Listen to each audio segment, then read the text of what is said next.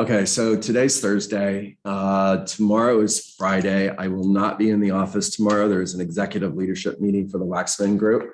And unless you guys organize or Survive to Thrive call, there's not going to be one. With your permission, we'll just take one day off and we'll be back Monday morning at 9 a.m. I've spent the last week every morning writing a eulogy for my friend Perry. And you want to start the day with a huge mixture of emotions, from gratitude to depression, back to gratitude. Write a life story for someone that you've been friends with for more than 45 years. And it's been quite an experience, quite a roller coaster of emotions for me. And if I show up looking like I'm not my normal enthusiastic self, please understand that's the reason why. And one of the things that I've been doing to make sure that I'm keeping my mindset right is spending a little bit of time in this book, 1,000 Little Things happy, successful people do differently. And I just want to share something that I read this morning with you. And it is from the chapter titled 10 Habits You Must Quit in Order to Be Happy. Habit number 1, quit procrastinating. Quit procrastinating on your goals. Action and changes are often resisted when they're needed most. The secret to getting ahead is simply getting started. So forget about the finish line and just concentrate on taking your first small, imperfect step. Quit trying to be a perfectionist. Quit getting ready to get ready.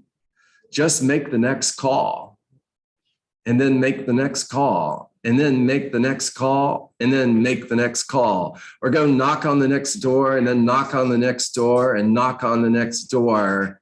But get started today. So many people are getting ready to get ready. And unfortunately, so many of us spend a lifetime getting ready to get ready, and we never get started. There's only 2 ways to fail in life. Number 1 is to quit. The other one is to never get started. And I'm shocked at how many people never get started.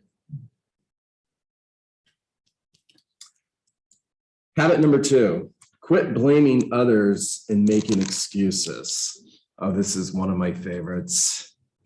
Stop blaming others for what you have or don't have, or for what you feel or don't feel. When you blame others for what you're going through, you deny responsibility and perpetuate the problem. Look, I have news for you. The answer to all of your problems is staring you in the mirror. It's you. And thank God it is, because if it wasn't, if all the problems you're having are the president's fault, or the country's fault, or your next door neighbor's fault, or the weather's fault, or your spouse's fault, what are you going to do about that? Absolutely nothing. There's absolutely nothing you can do about your next door neighbor. There's nothing you can do about the president. There is nothing you can do about the economy, the state of real estate. There's only one thing you have control over, and that's you. And that's a good thing, because you do get to choose you. Quit blaming others and making excuses. Number 3, quit trying to avoid change. You know, it's interesting, as a team leader, a big part of my job is talking to real estate agents about the opportunity that Keller Williams has to offer. And I'll talk to someone and I'll very often hear, I'm happy, right? And that means don't recruit me. I'm really comfortable. I don't want to go anywhere. I'm happy. And here's what they're saying. They're not really saying they're happy. What they're saying is they're comfortable. And, you know, my answer to those agents whenever I hear I'm happy is, you know, I'm really glad that you're happy, and I'm so glad you don't want to be recruited. You know, I've never called anybody and had them say, gee whiz, I'm so glad you called me today. I was hoping somebody would call me and try to recruit me. And you know, Juanita, they do exactly what you did. They laugh, right? But it's true. And what's sad is so many of these people choose a life of mediocrity over a life of mastery because mediocrity is comfortable. Mastery is not. So few people choose mastery because they're not willing to go through the pain of change in order to get more. So they settle for mediocrity. If you ask me, John, what's one of your biggest challenges in life? My answer would be people settle. And I wish I could take that away from you. I wish I could help you make a decision today to stop settling for mediocrity when mastery is still an option. There are people whose lives are dependent on you making that decision, and whether or not they have the amazing life that they could have and should have is based on whether or not you make this decision. So if you're not going to make it for you, make it for them. Number 4, quit trying to control the uncontrollable. Some forces are out of my control, but you can always control how you react. The best thing you can do is let go of what you can't control and invest your energy in the things you can, like your attitude. You know, if you watch my video that I interviewed Perry with, you'll see this in action. Perry was diagnosed with pancreatic cancer in June of 2021, and he knew from the very beginning that his chances of beating this were slim to none. And in the last couple months, it was clear to all of us that he was going to lose that battle. And in the video, he said, I am grateful. He said, I am grateful for the 30 years that I've had that I probably shouldn't have had, because of the life that I was living. I probably should have died when I was 28. I'm 58 today. The way I look at life, God gave me an extra 30 years, and I'm grateful for that. He chose to focus on gratitude for what he had versus being angry that his life was ending.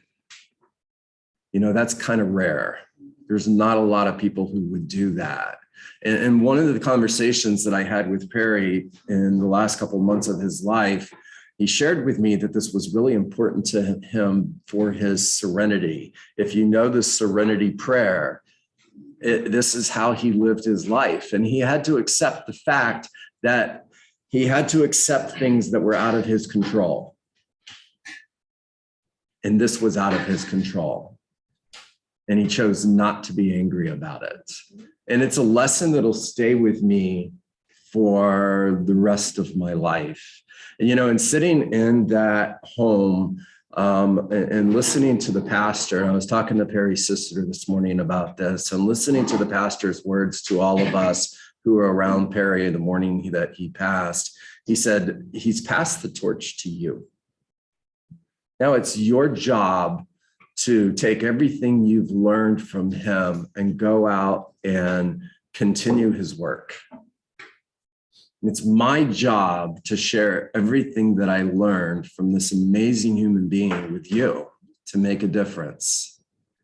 He's passed that torch to me, and I'm passing it to you. Number 5. Quit talking down to yourself. Juanita, this is for you. One of the major reasons we fail is self-doubt and negative self-talk. Listen to the running script in your mind and replace negative thoughts with positive ones. I want you to think of yourselves as a computer that's being programmed constantly. And the program that you're writing is both your conscious and your subconscious thoughts. It's what you say. It's what you think. Everything you think matters. Everything you think is programming this computer. And when you find yourself having a negative thought, I want you to say the following: stop, erase, replace. Stop, erase, replace. And I want you to replace that negative thought with a positive affirmation. I am an opportunity magnet. Opportunity freely flows in my direction. I look like, walk like, talk like, and have the checkbook of a millionaire real estate agent. I am a master at lead generation, and I always get appointments. I am a master at taking seller listings, and I take every seller listing I want. Stop, erase, replace. Get rid of the self-talk that is bringing you down. You know, the most important person who talks to you every day is you. And if you wouldn't talk to your children that way, why are you doing it to you? If you wouldn't tell your child you're thinking too big, that you'll never be you're never going to have an amazing life. You're going to live a mediocre life, and it's okay. Just aim to live a mediocre life. If you wouldn't have conversations with your children like that, why are you having them with you? Good enough is not good enough. Quit criticizing others. The negativity you bleed out towards others will gradually cripple your own happiness. Let the constant growth and improvement in your own life keep you so busy that you have no time to criticize others. Number 7, quit running from your problems and fears. Number 8, quit living in another time and place. The past is gone. The future isn't here yet. No matter how much time we spend thinking and lamenting about either, it doesn't change anything. Our brightest future hinges on our ability to pay attention to what we're doing right now. Number 9, quit trying to be someone you're not. You know, this is a big one for me. I am totally okay with the fact that I'm not the smartest person in the room. You know, it's interesting. I was having a talk with my friend Scott Bagoon the other day, and Scott Bagoon his vocabulary is at least 3 times mine.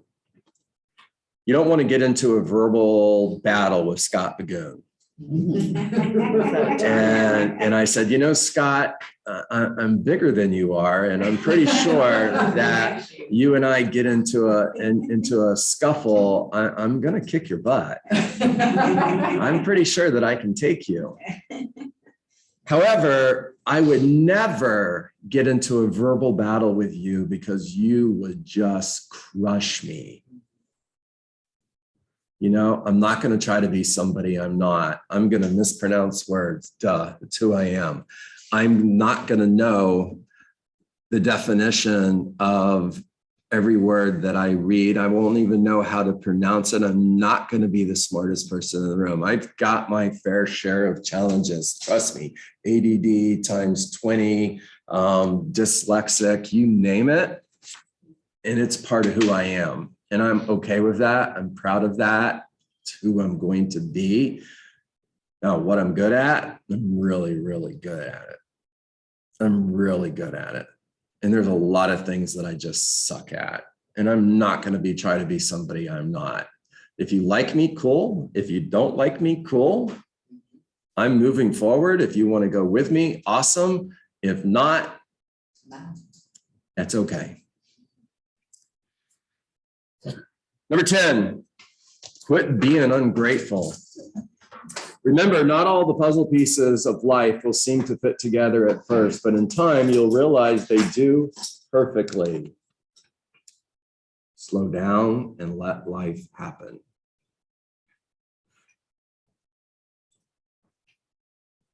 The ones who walked away from you because they just made room for the ones who won't. Let me go back. So think the things that didn't work out because they just made room Start over. Remember, not all the puzzle pieces of life will seem to fit together at first, but in time, you'll realize they do perfectly. So think the things that didn't work out because they just made room for the things that will. There we go. And thank the ones who walked away from you because they just made room for the ones who won't. The people who walked away from you made room for the people who will not walk away from you. No matter how good or how bad you have it, wake up each day thankful for life. Move forward with gratitude. You know, I'm going to close with more on my friend Perry. I got a text message from him about a month before he passed. And the text message, I had reached out to him and asked him how he was doing. And his response back to me, I can read it to you, but I've read it so many times I have it memorized. His response back to me when I said, "How are you doing?" was, "I have a pretty easy life. I wake up every day. I go for a walk with my wife and my dog. I sit in the jacuzzi, drink coffee, read my emails, respond to some friends, take a nap, eat when I can, and enjoy my family. I have a pretty easy life." Wow. Perspective, right? Perspective. All right, talk to me. What'd you hear? What page were you on? John? Yes, ma'am. Talk to me. Hi, Diane. Hi. Good morning. First of all, John, sorry not there. I'd give you a big hug, but please let us know if Perry's family, if we can make a donation on his behalf or anything we can do for the family, please let us know. So that's first and foremost. And we love you, John, and I'm going to move forward with you. So that's first and foremost. Second, actually. But based on what you just shared, and I love that book, and I love what you just read. I don't know about the rest of you who are parents, but do you ever remember telling your kids, do as I say, not as I do? And I was thinking about that because, you know, you want your kids to behave and do the right thing. But the truth is you really have to do as you say. You have to do as you say and do what you're going to do so that they will do what you do.